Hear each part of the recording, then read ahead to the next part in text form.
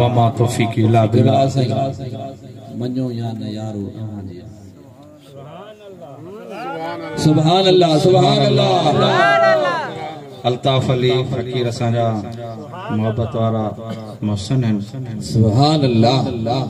साईं चंद था गौस पाक जी मनकबत सुभान मञो या न यारो अहां जी या मर्जी मञो या न यारो अहां जी या मर्जी असां जो तनारो जिए दस्तगीरा मञो या न यारो अहां जी या मर्जी असां जो तनारो जिए दस्तगीरा करे बादशाही मुझो हो से आजम गरीबन जो वाही मुझो हो से आजम मुझो हो से आजम निशाने इलाही मुझो हो से आजम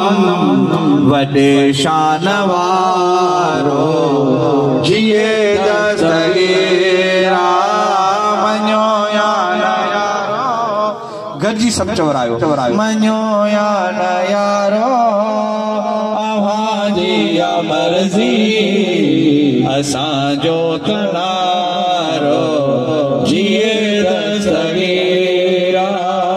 सुभान अल्लाह। अखर नव उन्हैया जे इसम में अचन था अखर नव पंज ऐं चार पंजन सां बि मोहब्बत कयो चैन सां बि मोहब्बत। सुभान अल्लाह।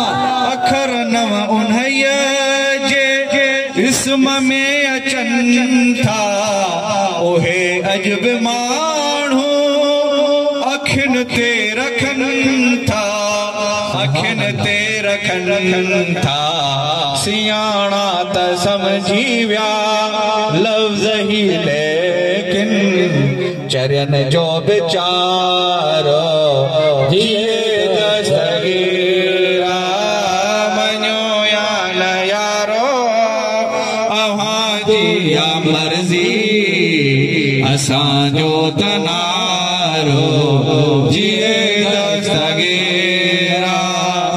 अगर यार ही करे को शख्स काथे जिलानी अचे थो जशन आहे जाथे जशन आहे जाथे उते अजब आहे इहो मां मञा थो असां जो सहारो जिए दस्तगीरा। मोटाणी खोड़ा फकीरो तव्हां सां को गौस पाक जे बारे में बहस करे उन सां बहस न कयो एतिरो चओ मञो या न यारो अहां जी या मर्जी असां जो तनारो जिए दस्तगीरा। सुभान अल्लाह सुभान अल्लाह। इंशाअल्लाह ताला कचहरी थींदो। वमा तौफीक़ी इल्ला बिल्लाह। सुभान अल्लाह सुभान।